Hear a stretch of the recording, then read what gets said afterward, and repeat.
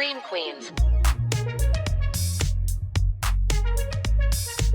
Welcome to Screen Queens, the podcast where two comedians watch, review, and gossip about everything on your screens. My name is Beck Charwood, and with me is my gorgeous co-host, Alex J. And that is definitely the first take we did of that intro. Absolutely. No one 100%. forgot their name at the start of the episode is what is important to take away. Beck is your name. Who? It's the second time I've reminded you of that today. What's Gus? What have you been up to, my love? Look, I come to you today with normal bangs. Yes, we love them. They're gorgeous. Yeah, it's nice to have hair that is sitting somewhat alongside my face. I knew it was bad, but looking back at the footage, wow. Can I just say, I haven't said this to you in person or virtually or digitally yet. You commented on the YouTube video saying, oh God, they're even worse than I thought. Right? Yeah. When that comment came through, I didn't realize it was from you.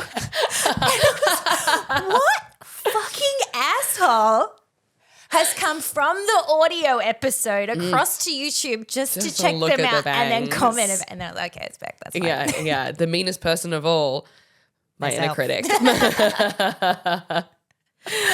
I'm like, what is Gus? I'm going to Tamworth this week. Hey, that's news to me. Yeah. Okay. Well, Yeah. it wasn't in the calendar that I insist you share with me at all times, but you never have. It didn't land on our record date, so I didn't, feel it was. But All right. I'm going to Tamworth. So. No, it is pretty frequent that we'll just be messaging and then you'll be in another state and I had no idea. To be fair, this month's a lot of traveling. Yeah, you have. You've been on the road. It's a lot. What are you going to Tamworth for?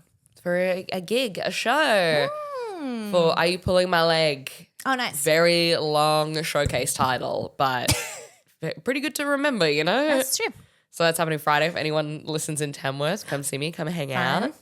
And then I have 2 more places to travel for work this year Okay. until December. Mm-hmm. And that's going to be a real relief because I just haven't unpacked the suitcase Yeah. that I've constantly been packing and unpacking. It's rotating contents. Because it's 10 days between each. So I'm like, if I put everything in the suitcase away, I'm literally going to have to put it all back in In a week. a week. I'm like, just leave it out. Yeah, that's actually the worst space and ratio of time in between trips. That's a real grey area. Because when you get home, you're not unpacking it straight away. Well, Some of us. normal people aren't unpacking it straight away. And It is my favourite thing to do. I look forward to it. Wait, you walk in from the airport. First thing, after a wee. First thing, cannot wait to get it unpacked and then just get the house just comfy, cozy and nice and good to go and then I can relax. Okay, I was recording with a psychopath. I'm scared. If you never see this footage, please tell my mum I love her. Guess what? I'm Joker. Babe, literally, this is crazy. Have we Yeah. spoken about this before ever? No, because How do you have the energy? When I get off a plane, I'm deflated. I feel like I'm grey when I get off a plane, right? I feel like I have 5 more pimples forming. My hair is greasy. I haven't breathed fresh air. All I want is to lie, like not be in a upright position any longer. I want to be prone, okay? And to come home and unpack. I can't do all those things while the bag is still packed. I need to unpack it and, like I said, get the house in order and comfy, cozy, and then I can relax. But if I can't relax and just like see dirty clothes in a bag over What if there, you leave it closed up, like in the corner? and then it just becomes part of the furniture. Yeah, No, you're right. I could put something on it. exactly. No, Put a that's- coat over it. You never know. Yep, that's true. I'll try that next time. Thank you. It's obviously a better way to live. Apologies for diverting. I've actually packed my suitcase so many times in this past month that I want to do almost a YouTube thing of You're a bit like of an expert now. packing my bag Yeah. because I have so many things just like in cases, like sectioned off, and like everything in the nice. bag has its own like case now. Like Oh, I love. See, I want to get. I'm not that kind of a traveler yet. I don't want to get to that level. yeah, and not like expensive stuff. It's all Yeah. Daiso, babe. Of course. Tesco and Temu. Yeah. That's just for me. So that's what's goes with me. What's goes with you? Yeah, nice. Look, I've in my constant quest for finding TikTok recipes that will excite and satiate me throughout the week of snacking. I have started. Do you say satiate or satiate? I think it can be either or. Okay. I have started to bulk meal prep my breakfasts, and That's a great idea. Thank Because you. breakfast is the worst meal to prep. The worst one, because you like as if that you want to prep food first thing in the morning. Start the day making dirty dishes. Ugh. No, thank you. No. So I've always been obsessed with the McDonald's sausage patties in their sausage and egg McMuffins. Oh, yeah, they're great. So I found a recipe where I can make them at home by myself, and I've made a bunch, and then I've frozen them, and I've melted the cheese on top frozen, and then you just like defrost them and then put them on a McMuffin, and that's my new life now. That's awesome. A couple weeks ago it was dense bean salad. This week it's homemade sausage and egg McMuffins. Yum. She's nesting. That's great. That's wonderful. She's nesting in her Love freelance life. that. Well, you're home every day. Like we both now work from home. Yeah, yeah. And the most annoying thing is having to stop what you're doing to go feed yourself. Ew. You're like, I don't have to do this in an office. Like I just go buy. I had the excuse something. of buying something. Yes, and someone else prepares it for me. Like I have to pay $12 for sushi. Of course. There's no other option. I have to pay $16 for this cheese toasty that's exactly the same as what I would make at home. Yeah. So yeah, that's my deal. If anyone wants the recipe of my homemade McDonald's sausage patties, slide into my DMs, Slide baby. in, baby. That's the kind of sauce I bring to this pod. Also, some gossip. We went to the cinema yesterday. Do we start here? Let's start here. Okay. No, that's good. Yes. Okay. Look, a lot of you are hearing a cheery demeanor into your ears. I want you to know it's a mask.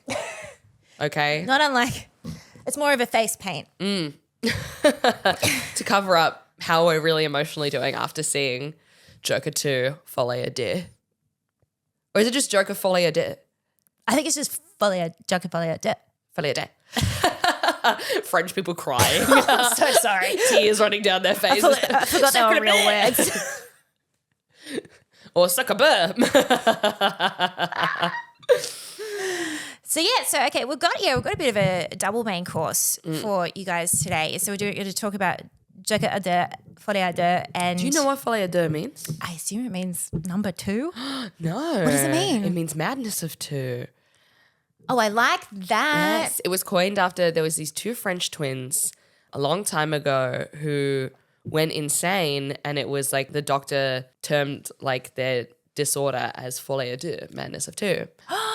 Yeah. Oh, Yeah. okay. I kind of wish I knew that before watching it. That helps. Okay. Yeah, wow. Sorry. And also Fall Out Boy had an album called Folie à deux too, which had two pairs giving each other piggyback on the front cover. Madness. Which I was like, these crazy bears. Absolute madness. They're not well. So yeah, double main course today. We're going to talk about Joker 2 and the Netflix sensation Nobody Wants This. Yes, ending on something lighter. Yeah, let's end on something What lighter. the fuck this is. Okay. Okay, so what did you know about Joker 2 before going into it? Not to show my cards too early on how I feel about this, but I knew that everyone was saying it was bad. Yes. And I went in determined to not let that cloud my judgment, okay? And we know that the Joker movie has quite a toxic fan base. Yeah. And that Todd Phillips made this movie to kind of like, was like an anti-movie to the Joker, to like turn these people away. See, I didn't know that either. Okay, that makes more sense too. Yeah. It's kind of like an anti-movie. Right. Was he loud about that? I know. Or did he whisper it? Because it's first I'm hearing. I mean, it's hard to tell what he said at all through this movie. It's hard to know what this movie was about or for how it was meant to be ingested or received in any way. Yep. If there was an anyway, because I knew it was a musical as well. Yeah. Going into it, I knew Lady Gaga was part of it too, and that now she's on like a press tour of her as like Harley. She's released an album as Harley Quinn. Has she? Yes, I haven't listened to it. Oh, I'll listen. Out of respect for her, I won't listen. As a fan, I'm like, I'm going to let you do this and Fair. love you for And other things you've done. in a few years, we'll all look back and laugh. Yes. Finally, the punchline will land for this movie. This is the long game. What did you know about this movie So before? I knew that everyone was hating it. I was reading that people were walking out within the first half an hour and stuff. Wow. To those people, after now seeing it, I say, calm down. Yeah. Yeah. First half hour. Come on, walk out at all. Calm the fuck down. It was a slog, but I mean, Nothing happened in the first half hour. No, walking out, I was like, damn, they must say slurs or like what is happening? It must be fully surrealist. Yes, or is it an animation? I mean, we did walk in and they were playing an animation, which did scare me a little bit right at the beginning. Did miss the first few minutes because look, and I'll say it on record. Yeah. Hoyt Cinema Broadway, you need to fix your cinema numbering because us and two other people who were going to the same session were wandering around. Victims of Hoyt's Broadway banding together in our trauma. Victimized. Trying to find cinema fucking 12 where this was happening. And immediately we were both like, I don't think this cinema has a 12. Yes. I'm sure it goes up to 9. And they were like, okay, we're gaslighting ourselves. Like maybe there's a whole other level we don't know about. I saw a lift. I was like, where does that go? Still don't know. Too scared to get in it. So went back downstairs, through a little fucking rabbit warren treasure hunt. We asked a guy and we were like, where's Cinema 12? He's like, oh, you go through there and go left. And so we went and went through left. the bar area, like down these like what felt like a storage room. Honestly, yeah. It was, like you walked past like a mop and a bucket at one point and I was like, this can't be right. It wasn't just there and left. It was left again and then left yet again to get there. And the cinema was not called Cinema 12. It was called Lux 3. Yeah. And also, we did not pay for Lux tickets. No. I think the people that came in with us that were also lost, I had the sense that they had paid for Lux tickets. So I don't know what's going on. Oh, you think there was a whole other session that we were meant to be in and that was not it? No, I think that was it. I think the website fucked up. Oh, yes. And gave us regular they price. said Lux. Anyway, we ended up in Lux, which did cancel out the treasure hunt to get there. Yes. But we did miss the first few minutes and we did walk in upon an animation and I was a little bit scared. Yes.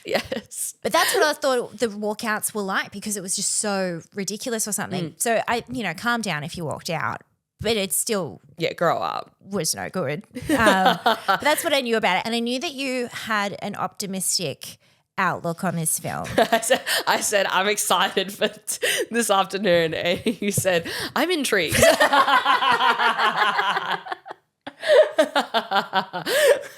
Coming in with slightly different vibes this afternoon. I should have clarified. I'm excited to go to the movies with you. Oh, that's nice. I was also a little excited because I was like, maybe it's so bad it's good, which is my favorite genre of film. Of course. Unfortunately, no. No, there was too much money involved for it to be craptastic. Yeah. Also, I wish I didn't know that it was, I don't know if I wanted to know it was a musical or not because this felt like they were like, musicals, things people love, full of color, emotion, joy, choreography, memorable songs. More than two people singing. Yeah, that the plot along. And then they said, well, what if we took all of those things out and then somehow still called it a musical? Dry, emotionless, colorless. My number one note, I get why fans of Joker would be annoyed that this is a musical, but I like musicals, so I did have a slightly open mind, like maybe it'll be executed well. It wasn't. No. None of those songs needed to be in there. I reckon you could cut out the songs and it would have been a much more interesting film. Yes. Like you said, usually songs move the plot along. This stagnated the plot for minutes on end. And also no original songs. Were none of them originals? I don't think so. A couple of them I didn't recognize, but I just didn't care enough to even They're care. all like old Hollywood songs. Like That's Life. Yeah. Was one I got someone who needs me. Yes, yeah. That one. That's Entertainment is another one. The Show Must Go On. Like it was all like I think The there Kath and was Kim song. what the Kath and Kim song. Shout out. You missed the Kath and Kit song because you're in the toilet. I texted you. I was like, they're doing the Kath and Kit song. I only want the original, which I know is not an original, but to me, the Kath and Kim version is the original. I mean, more passion, more color to it. Like this was, everything was just so dry, and the songs went for too long. Yeah. Because they were also like all playing out in the Joker's mind. Yeah. None of them were actually real. So you were just watching him have this like fantasy of a song happening. And after the third one, you're like, well, I know this isn't real. It's just, that's exactly what it was. It was a dream sequence after dream sequence after dream sequence. And like, okay, they could have cut the song number total in half, I think. I mean, maybe this is why people walked out. By like half an hour in, I swear we had one song every 10 minutes. Yeah. In this film. It was insane. Yeah. Every time, at one point, we were like saying to each other, like, don't start singing. Don't you dare start singing. Because it just stopped. You're right. It stopped the plot, and you know that everything you're seeing, however beautiful it is and however gorgeous Lady Gaga's voice is, none of it mattered to the plot because it was all a dream sequence. Yeah. And there was also rarely instrumentals behind it. It was just someone singing a cappella. To nothing. Yeah, really slow. Yeah. Drawn out. And even in the like colorful dream sequences that there was like two of. Yeah. The whole time I just liked what Lady Gaga was wearing, and the rest of it could have gone. It was just more of it was a visual thing. That one, the big one where they're on like the soundstage, that reminded me of like Singing in the Rain. Do you remember that big sequence with all the women in the – anyway, but it was gorgeous, but it's a Joker movie. Like, why am I commenting on how beautiful Lady Gaga's costume was in a Joker movie? Like it's meant to be depraved and scary and psychologically thrilling, and it just wasn't. No. I would understand the music more if the Joker was – like still in a state of psychosis. Yep. And like acting. But he was the whole point of the movie is like he's coming out of it and just realizing that he's Arthur Fleck. And he's not Joker. Yeah. Yeah. And he's done a horrible thing and he's coming to terms with that. Yeah. And so if anything, he's just like coming to the realization he's a horrible person who did a horrible thing. He's not this like martyr of some like bigger cause. Yeah, which everyone is saying that telling him he is. Yes. Which that was very interesting. Oh, if they'd focus on that more, if they give us more of that and not put it all in fucking song. Yeah. That didn't like convey anything or communicate anything. Yeah, that's an interesting thing to delve into. Yeah. It's like he's a sad, solemn man going through something horrible. Why are these songs happening? He's depressed. Like, or if they were happening in Harley's head, that would make more sense because she's clearly the one who's leaning into more insanity. Yeah, she wants it to happen. Speaking of, so another thing I'd heard about this film was people were not happy with the casting of Lady Gaga as Harley Quinn because, so I don't have any emotional attachment to Harley Quinn as a character. So I thought I really enjoyed Gaga in this. I thought how I interpreted this character in this film, I thought she did a good job.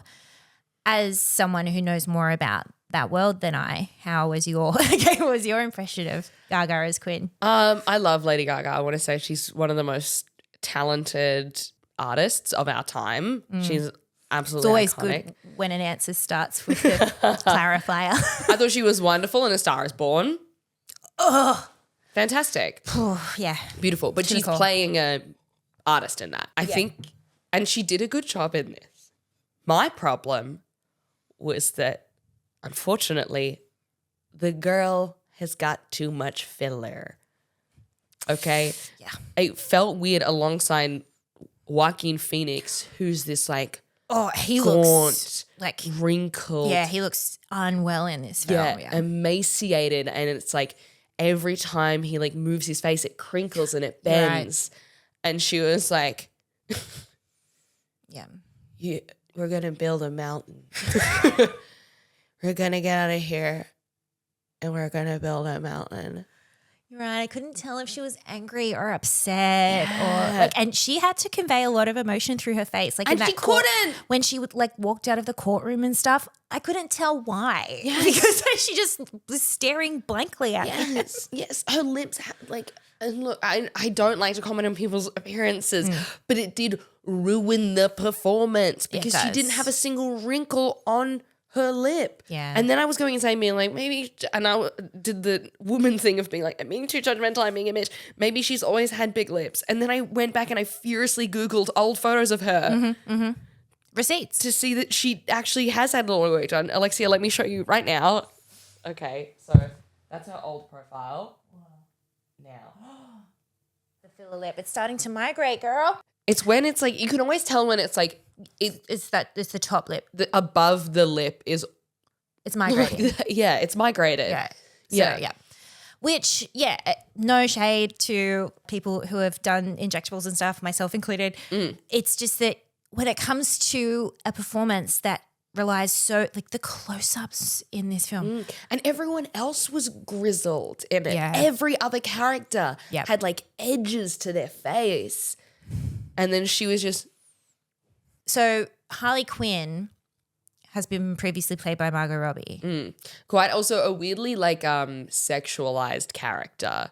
Always or Margot's one? I think always kind of like her original, I mean like every women in comic book history, every woman in comic book history is always like hypersexualized. Yeah.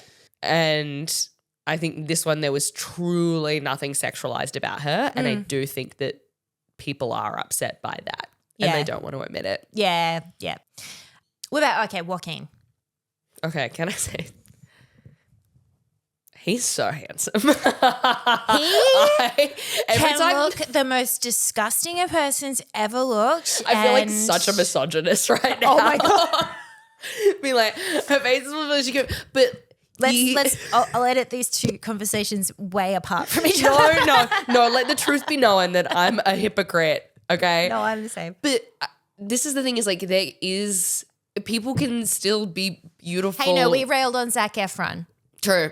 because of the filler. Yes. So there you go. Yes. We're equal opportunists. And it's not, Lady Gaga's still beautiful. It's just she couldn't convey emotion the acting, because of the filler. And it's not, I wasn't like, she's ugly. I was like, it just looked out of place. And Zac looked out of place in that movie. Yes. But So like as long as they weren't showing his body, which his décolletage. they could grotesque. slice a piece of glass. Yeah, bony. But his like face is just so like dark and sexy. He just has, I don't know, he's not a good guy either, but he has eyes. I have always said a lot of acting is just having beautiful eyes. And he's got them. He's got them to a T. He does. Even in like a really gaunt face. And They're still sparkling. well, they are. And he's just such a fucking good actor. Yeah. Oh my God. Like, watch this if nothing just for his performance as Arthur Fleck. Like, there are some moments in it where I was just like caught my breath. Like in his moments of, trying to stop the laughing coming through and he's panicking and just like watching him sitting in the back of a police car and watching the emotions just sitting on his face for like 2 minutes straight. Outstanding. That was great. I couldn't look away from that. That was really good. Breathtaking. And so that helps with his handsomeness as well because just like, God, you're incredible. Yeah. But yeah, he's a beautiful man and I was not grossed out by him nearly as much as I should have. I know, me too. Hey, me too. And that was shame that I definitely felt. And hearing you share about it makes me good. Thank you. feel Validating. comfortable and safe in this space. Very safe space. To have the wrong opinion. Todd Phillips is like, no, girls, fuck it out. God, it is meant to be deep, emotional. I'm like, I don't know, that is kind of sexy. He was kind of cute though.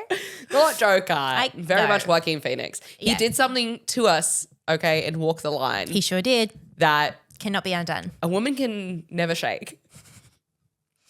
Oh, and another thing I was ashamed of is how sexy I found him smoking throughout this film. Can we, okay. Bring back smoking in mean, movies. It's always been sexy. And this movie is really good. Remember on Dude Cinema, I used to be like, as a ex-smoker, this movie, do not watch it because it very much romanticizes smoking. This film for me romanticized smoking. Yes. Because it's set in the 70s. And you can smoke anywhere. Everyone's smoking and you can't smell it. Yes, that's the thing. It's just so seeing it. Skipper started smoking again and it's the smell. that really makes it real. Yeah. That's the one thing that from a distance I'm like, ooh, it's my look at sexy cowboy.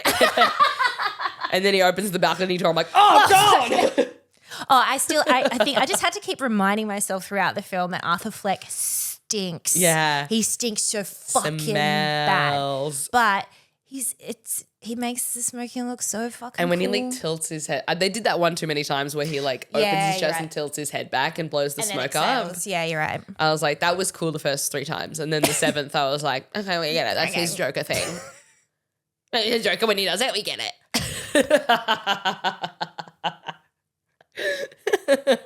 You keep telling us when he's Joker and when he's not Joker. We get it. Yeah. Sorry, I was just looking at my notes.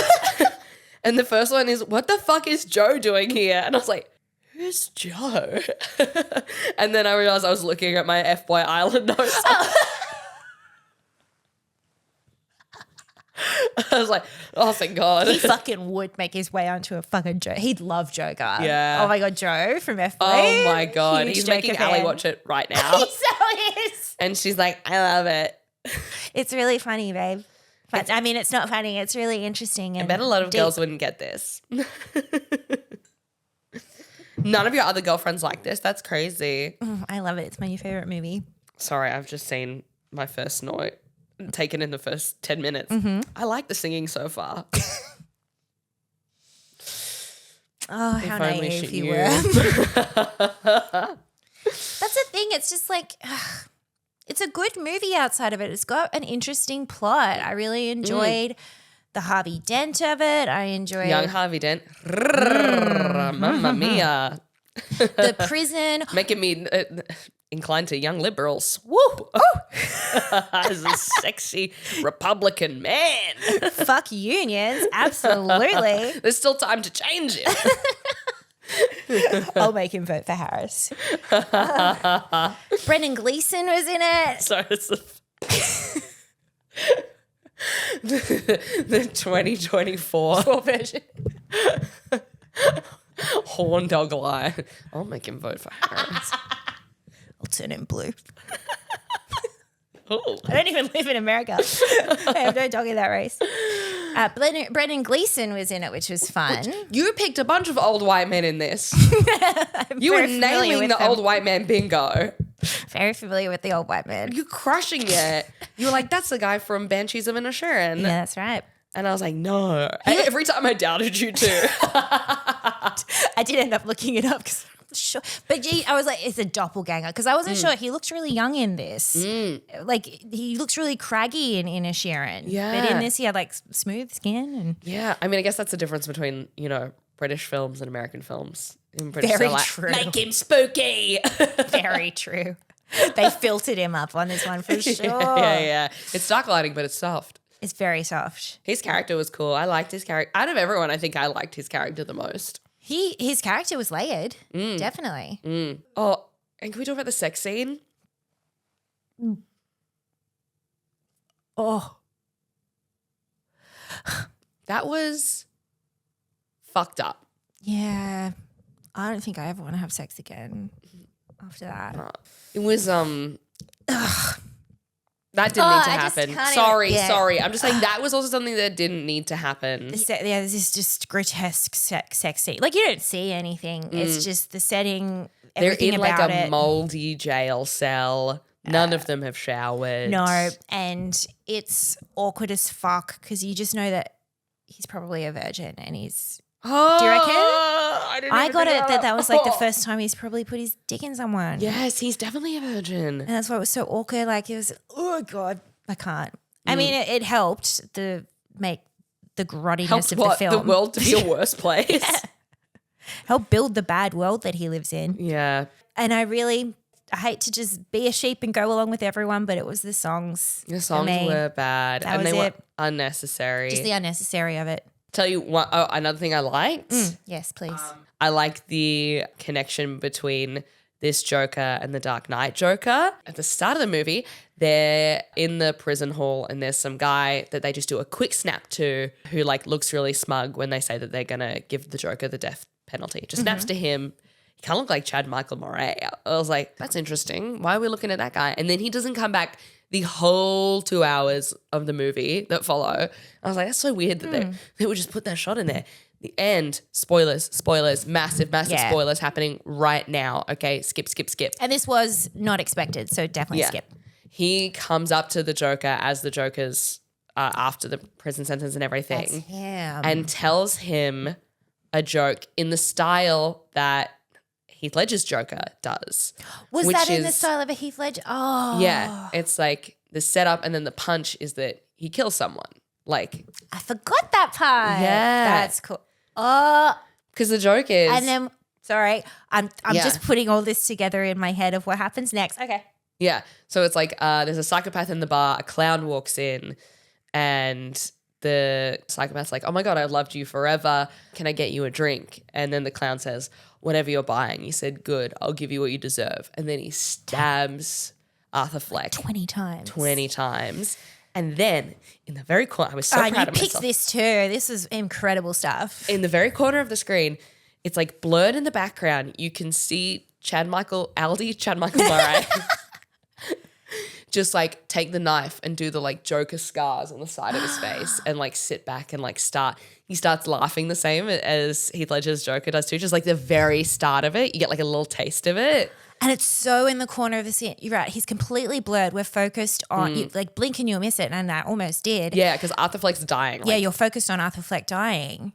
And then, so therefore we've decided that there must be another, and they're setting him up to be the Heath Ledger Joker. There'd be like a prequel for The Dark Knight.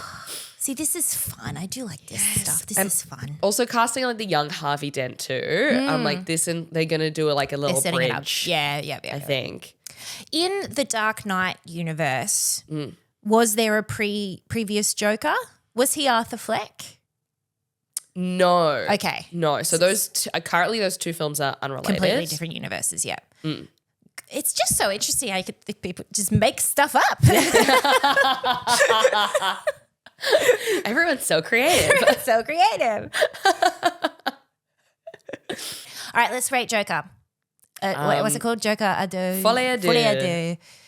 How many madnesses out of 5? I give it the. And that's generous. Yeah, gosh. Without songs, 3.5. With songs, Whoa. 1. Tre. Toi. You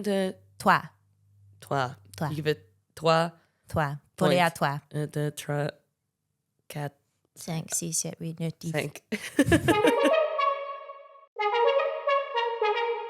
Before we move on to our second main course, I just want to do a quick wrap up of the LACI Peterson documentary. Oh, yes. You finished it. I finished it. It's great. It's just a good old, Netflix, like we said last week, does it the best of a true crime doco.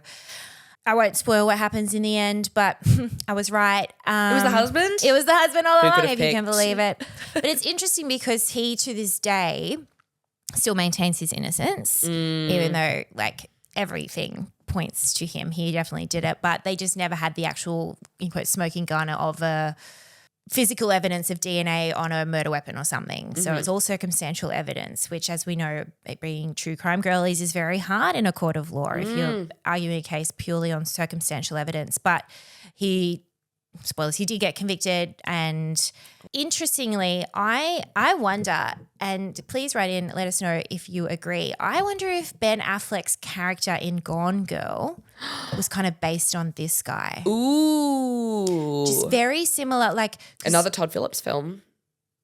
Shit. Yeah. He's all up in my grill. He's everywhere. He's obsessed with me. Because this guy in real life was like, as soon as she went missing, he barely showed any emotion. He didn't play along like with the media and the police. He made everything difficult, which was very much like the Ben Affleck vibe. Like his was because he knew that she was setting him up. But I don't know, just very similar. So I have a feeling that that's kind of like that this guy is what that character was based on. What a piece of shit. Absolute piece of shit. It's like psychopathic. But there is a hero in this story, and she's a woman, and she was his mistress, but didn't know that she was his mistress. And she comes forward and really like cracks the case wide open for them, and we love them. Because remember in that American Murder series where it wasn't until that female cop came along and broke it wide open. Yeah. I just love seeing It's so weird how it's like girlies. always women fixing a bunch of bullshit. But yeah, so I highly recommend it. It's really good. Okay. Slay. I might have to give it a minute because even though last week I was like, I'm done with gruesome crime.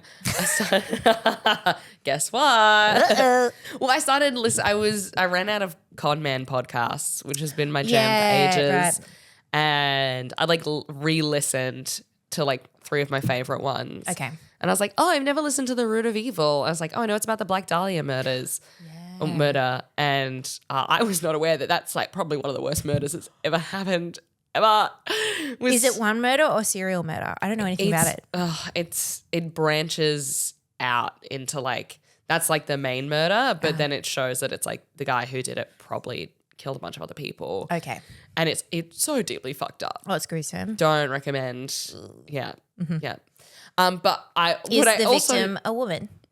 Yeah, always. Yeah, okay. Yeah, babe. Yeah, babe.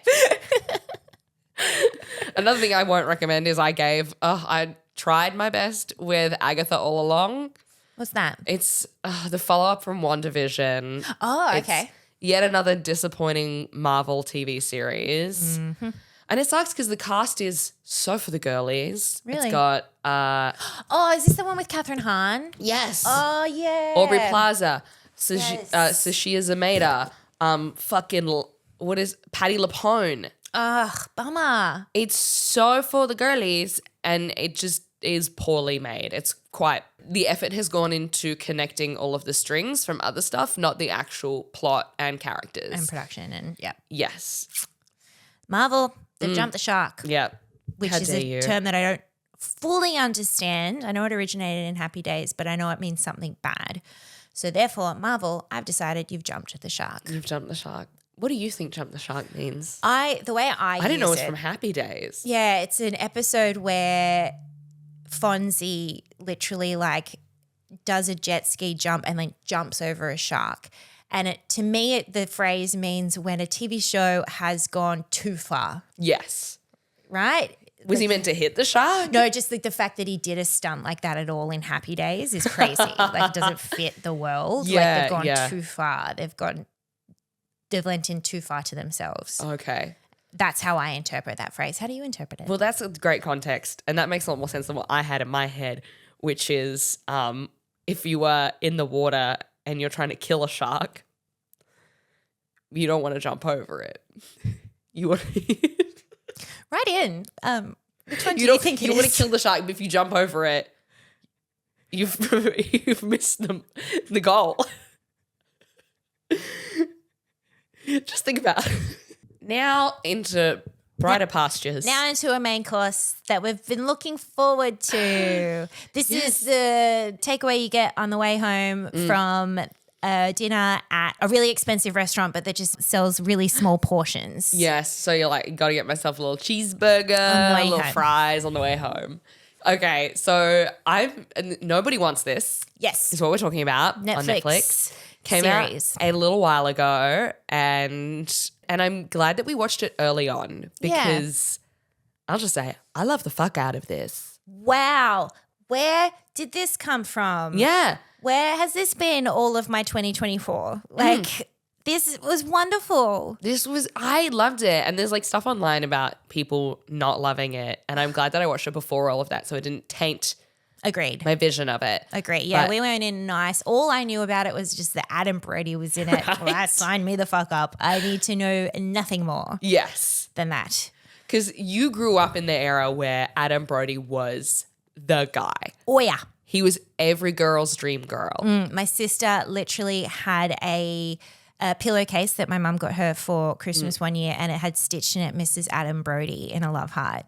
My sister reckons she still has that somewhere at mum and dad's house. So I've asked her to go find it. Oh my God, please. But yeah, so she was, Dominique, my sister was very much the Adam Brody fan and I appreciated the fuck out of him for sure. But yeah. He's got a special something.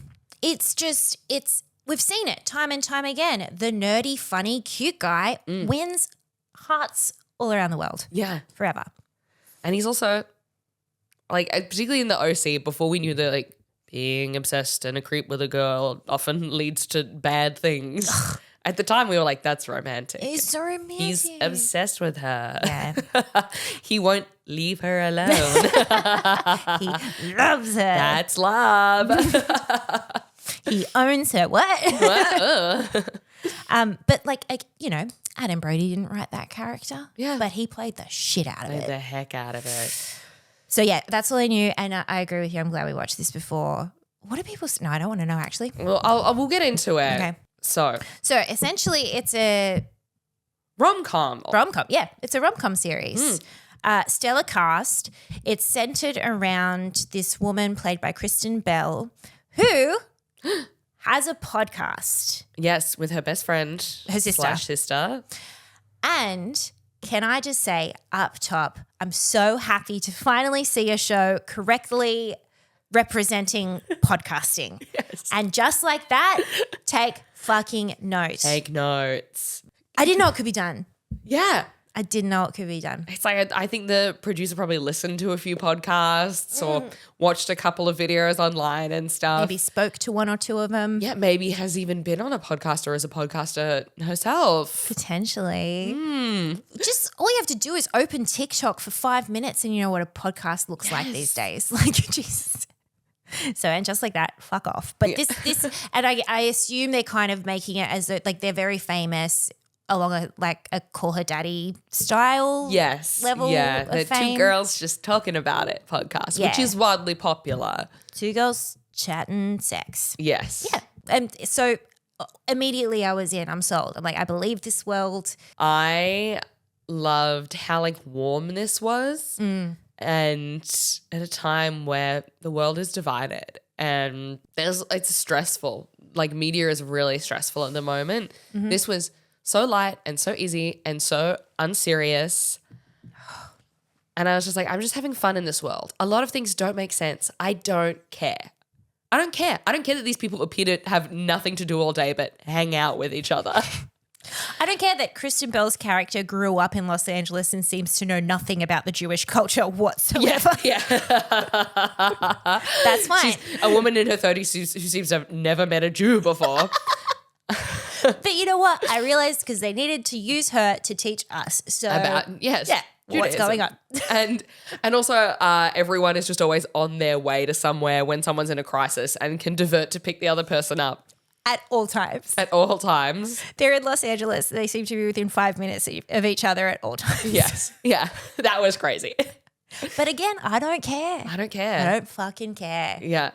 I think you're right. It's easy and it was sweet. And the main thing for me was that the stakes were normal. They weren't even low. Like there were stakes. There were conflicts that came up, but they were always resolved within an appropriate real life amount of time. Yes. Whereas other shows would make, like, for example, the conflict between her and her sister would make that go for a whole season. Yeah. But they wrapped it up in an episode because guess what? Something happened that made it okay and they didn't belabor it anymore. Like, it just felt real. It felt really real. Two girls that work together. You got to sort that shit out. Yeah. You got to talk stuff out. Otherwise, you can't earn money. Exactly. And they did. Whereas I feel like, not to compare, but say a Just Like That show would stretch that out. Yes, for so conflict long. and drama. But every conflict that was introduced got wrapped up, but not in a just, lazy way. Yeah. And I also really like the kind of take it has on a lot of like modern dating things of how hard you can be on a stranger, of being like, talking about people getting the ick, which I always hated. I've always hated the term the ick. Oh, really? Yes. Because I understand the feeling of it, but I don't like the like blanket judgmentalness of it all. It's like, oh, he like got in the car weird, so like now you can't ever be attracted to him. Oh, yeah, yeah. And I was like, I hate like that. Those are things that you have to look over. Yeah. We all have our own. I just like really didn't like how popular it became. Be like, this is an ick, that's an ick. And then everyone was so anxious of being like, oh my God, if I fall down weird, I will never find the love of my life. Like, See, I always took it as like it was more a tongue-in-cheek thing. Like people weren't actually making like life choices because of icks.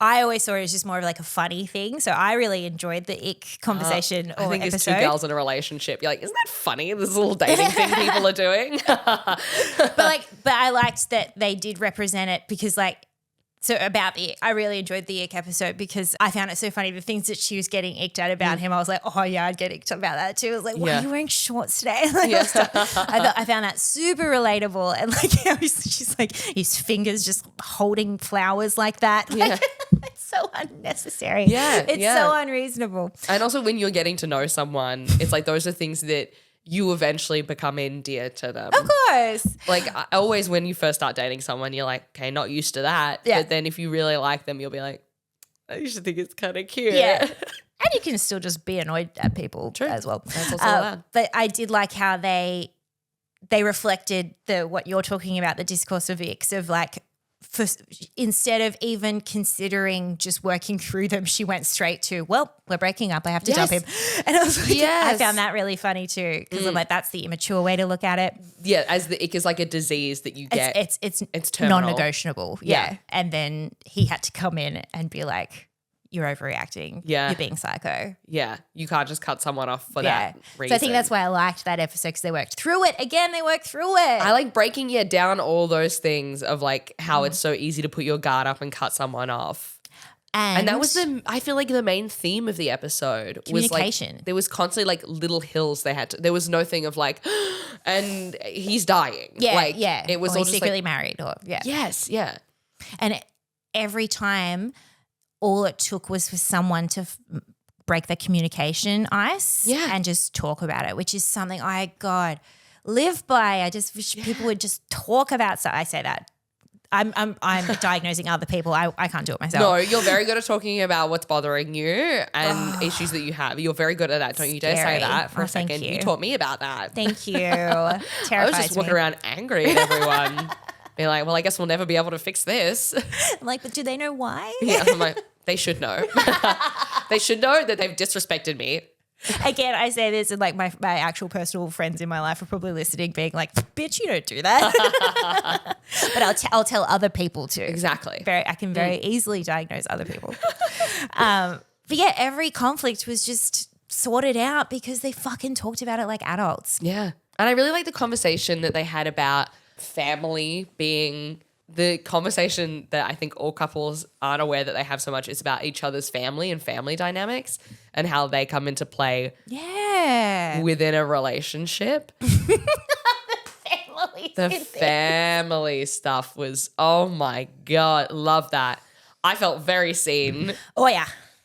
As someone who actually, you know what? No one from my family listens to this podcast. Listen to this. Comes from a family of insane people. And I'm not just like talking about like my family's a bit crazy. I have a big family history of like schizophrenia and people being institutionalized. Okay. And everyone else drifts in a gray area in between. They're beautiful nut jobs. I love them. But Alex's family, not like that. You guys are this. Kind of. Because his family's, it's going to sound very racist, but he's Serbian and Seth's family was Russian. Well, they're Orthodox, what is it, Serbian Orthodox. Yeah. And they're immigrants, first generation immigrants. Yeah, and half of his family doesn't speak English. So there's that like big barrier and they have a lot of traditions and stuff. Yeah. That it's like, it's a very different lifestyle. Oh my God, and you have a podcast. You are Kristen Bell. I'm a bitch and he has culture. The perfect dynamic. Dude, you have a podcast. You are Kristen Bell in this. Oh no. And Alex is Seth Cohen. Stop. A lot of people Oh online. my God, are we about to get signed to a major network? Oh, please. The sibling dynamics in this, shut up.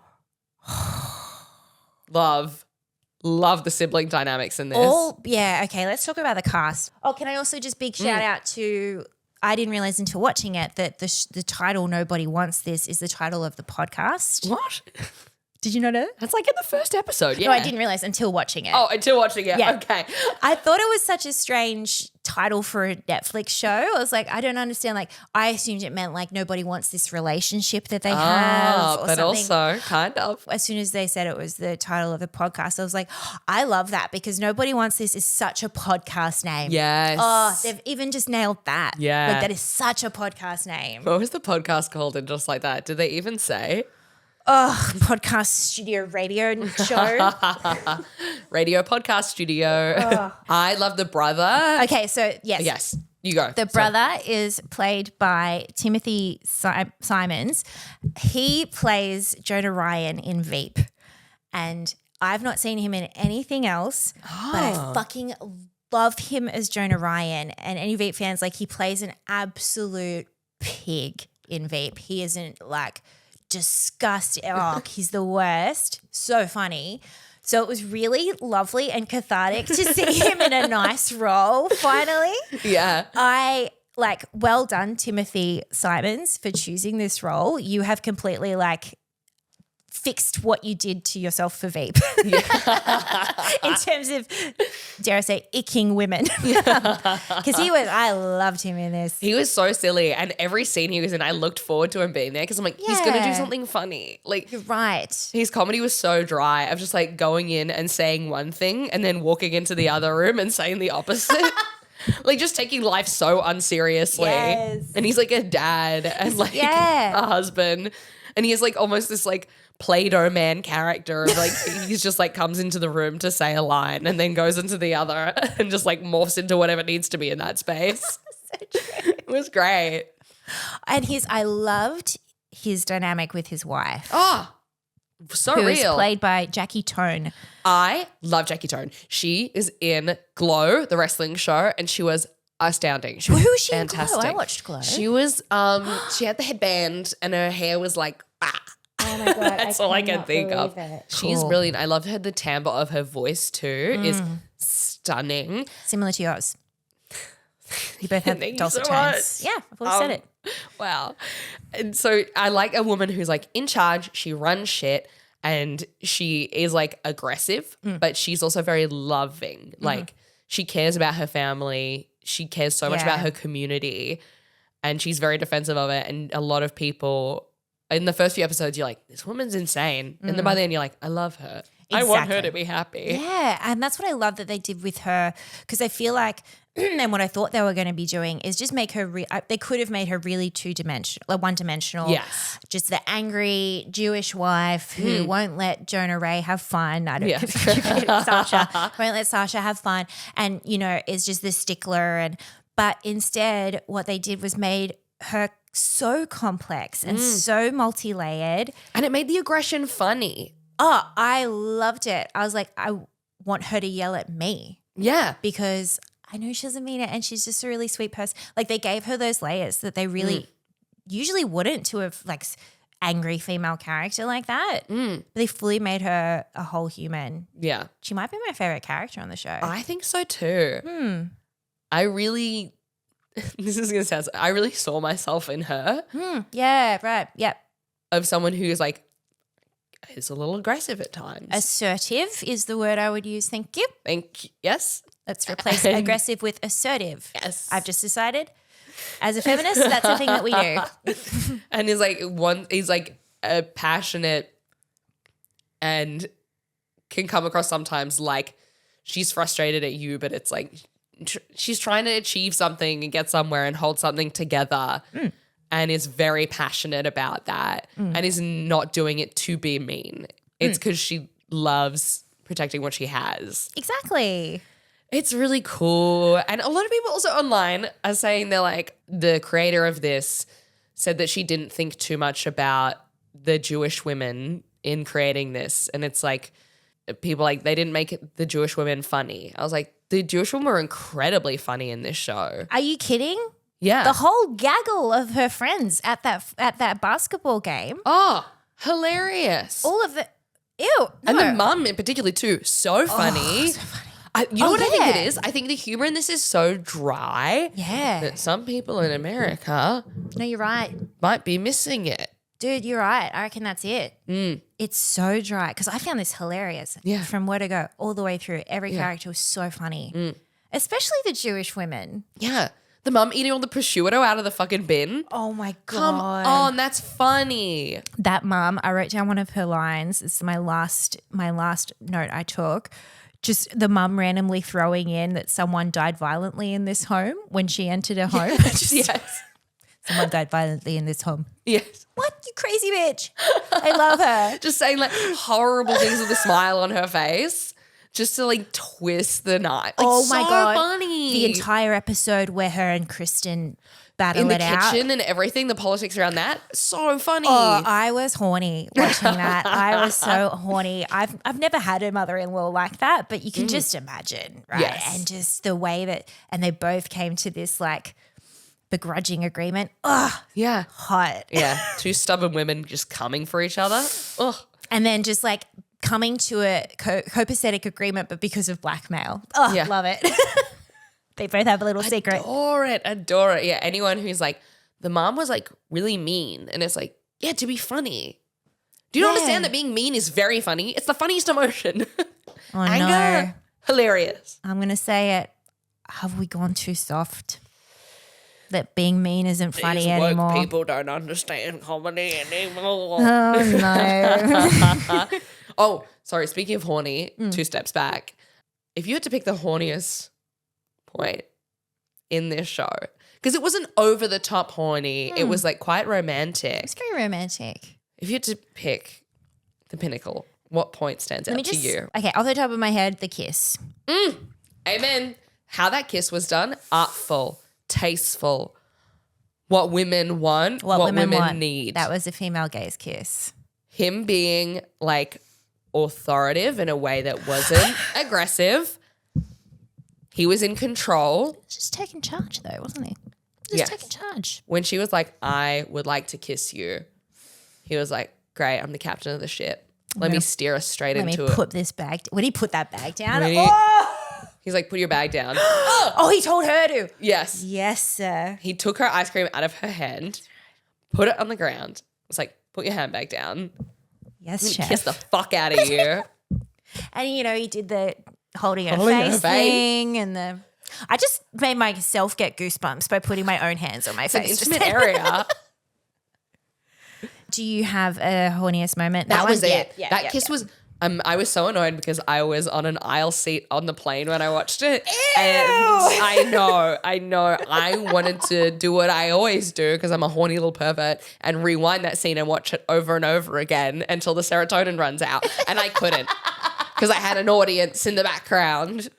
You didn't know who was watching, who was spying. Yes. And people were like, who would be watching? Come on, you watch what other people watch on planes. We're all curious. Always. More than I watch my own screen. Yeah.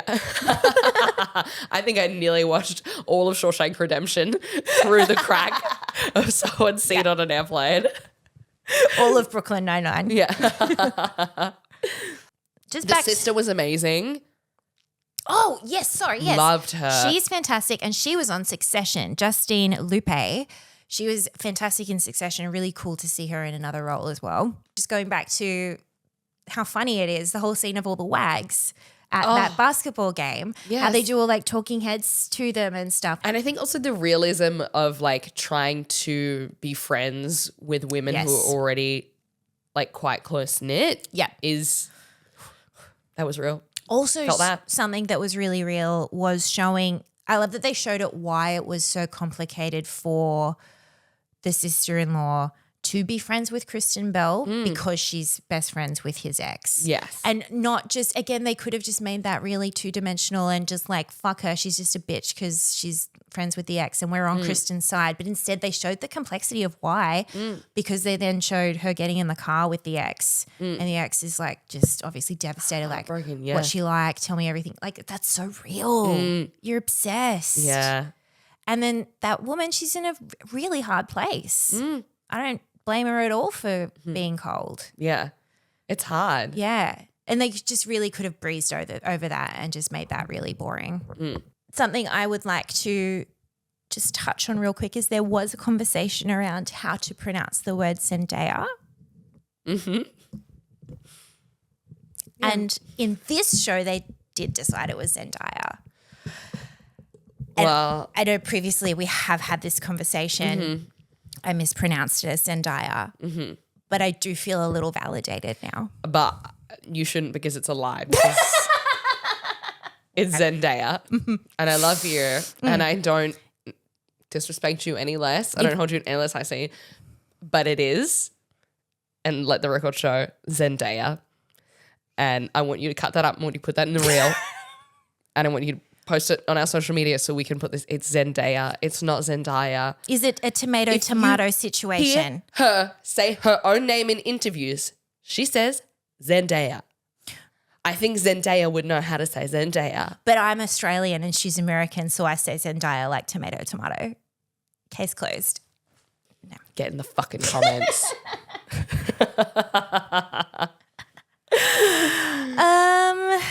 Gosh, fucking love this show. Loved it. It was easy. It was fun. I hate the way people are dissecting it and pulling it apart. It's not meant to be I'm so deep. glad I haven't seen any of that. I'm so glad I haven't seen any of that. I'm so glad you haven't, because to me, everyone I see go, grow up. Yeah, big grow up. Let people enjoy something fun and easy. We finally have a show that's nice, easy, not problematic, really enjoyable. Why do you have to pick it apart? Hey, Pick the shitty problematic shows apart, not this one. yeah. And like, sure, there were moments that like one big one stands out, but like there was kind of felt like it was being portrayed as romantic and I felt like it was a bit icky and problematic, like when he showed up to the restaurant when she was having her big corporate dinner. Didn't like that. Yeah. So, but actually that's the only thing I can really think of. She's busy. Yeah. Like if they'd done that the whole way through of like him, doing problematic behavior and being glorified for it, sure. But there was just that one moment. Yeah. I can't see anything else and I don't want to. I don't want to. Again, romantic comedies don't need to be fully based in realism. Yep. I just want some of it to make sense and the emotion to be there, and this delivered on that. Exactly. You want it to be relatable. Yeah. You want to be able to put yourself in there Yeah. and imagine yourself smooching Seth Cohen. Yeah. I don't care that they were together for maybe 3 weeks before they had to decide if they were getting married or not. Oh my God, I forgot the whole wrap up of this. Yeah. Oh, what did you think of the ending? Oh, beautiful. Obsessed. Love. Love. I mean, if there's a second. It's been renewed for a second season. Oh, you asked me. Yes. A great question. I asked you, do you think it should? Do I think it should have a season 2? Yeah. I'm going to say no because even though I love all the characters and stuff, I want to live in the world. Yeah. Nervous about the overall like story arc that's happening. Yeah, because it's big. Yeah. They ended on a fucking big thing. Probably they ended on the biggest stake of the whole show. Yeah. Yeah. And that being like a decision. So I'm nervous about what the overarching narrative would be for the next season. However, I do want to spend more time with all the characters. I find them quite homely and comfortable, and I like living in that world where people are very rich and have no other obligations than to have dates with people and go to dinner. I like that. But do you know what? They don't shy away from them being rich. They're very much they're very clear with that all these characters are rich. They don't pretend that they live in normal homes or anything. Yeah. They all live Really in reinforcing mansions. that it's like just because you're rich doesn't mean you're busy. Yeah, it's true. I agree with you. I would very happily watch the second season, and I think it has been confirmed, but purely because I want to live in the world and I want more of these characters. I want to see more of Sasha and Esther's relationship. Yeah. I want to see more of that. I hope he doesn't start flirting with the sister. I don't want that to happen at all. I'm glad they wrapped that up and didn't make that a thing, Yeah. and I hope they don't make that a thing Yes. in the second season. It felt like it felt like they were like talking about how all of your friends are from one gender. It's hard then to make friends in another gender without it not being platonic. Yeah, and I really liked how they explored that. Yeah, Yeah. everything. It just feels so real. Yeah. But you're right, but there's still plot holes and stuff. But it doesn't matter. Don't care. Doesn't Don't tell me matter. about him. I don't want to know. Don't want to know. Shall we rate it? Oh, okay. How many shikses out of 5? Just wanted to say that word. I love that word. I give it, yeah. Shiksa. Jewish words are cool. They're so fucking cool. The whole way through, I was like, I'd convert.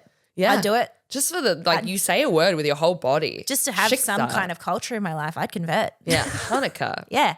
Yeah. I give it 4.5 Shixes. Nice. So 4 normal size Shixes. Yep. And then a Kristen Bell Shixer. I'm going to go the same. 4 normal size Shixes and a Kristen Bell. Okay, any little small screen recommends to wrap this up? No, not for me. Just Okay. food talk for me, really. Nice. Well, I have a little throwback Food prep that talk. long-time listeners will appreciate because I got a lot of backlash for it on the small screen. Really been enjoying Sabrina Carpenter's World to Eclipse. Okay. Great.